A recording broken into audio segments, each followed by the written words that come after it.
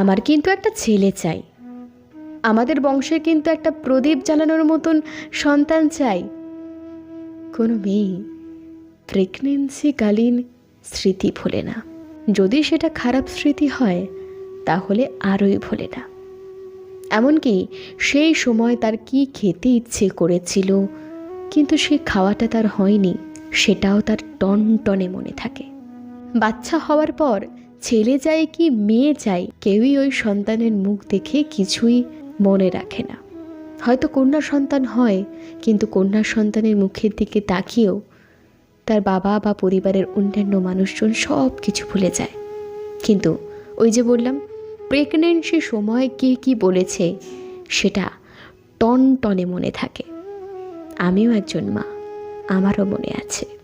আমি অধিকাংশ মেয়েকেই দেখেছি প্রেগনেন্সির সময় কবে কাকে হেঁটে কষ্ট করে কোথায় যেতে হয়েছিল, কবে কে তাকে যত্ন করে পৌঁছে দেয়নি, কবে কে তাকে চাউমিন খাওয়ায়নি অথচ তার প্রাণ ফেটে যাচ্ছিল ওটা খাওয়ার জন্য, কবে কে রান্না করে দেয়নি, কবে কে কাছে এসে থেকে যায়নি, কবে কে সময় দেয়নি, ডাক্তারের কাছে সাথে নিয়ে যায়নি, সবই তার টুকিটাকি বিস্তারিত মনে রয়েছে।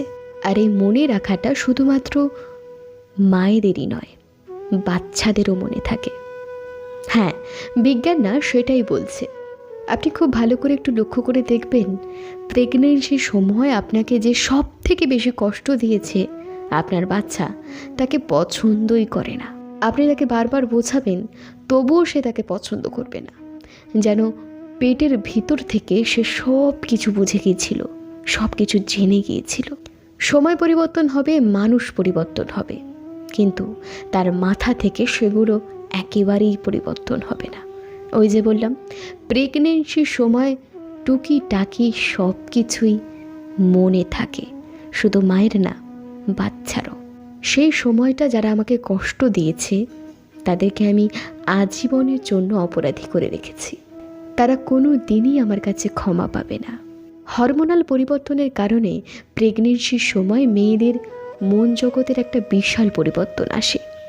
নিজের শরীরের অস্বাভাবিক পরিবর্তন, শরীর খারাপ লাগা, চলাফেরার সীমাবদ্ধতা, বাচ্চাকে নিয়ে টেনশন, সব কিছু মিলেমিশে একটা বিশ্রী অবস্থা তৈরি হয়। এই সময় বেশিরভাগ মেয়েরাই ডিপ্রেশনে ভোগে।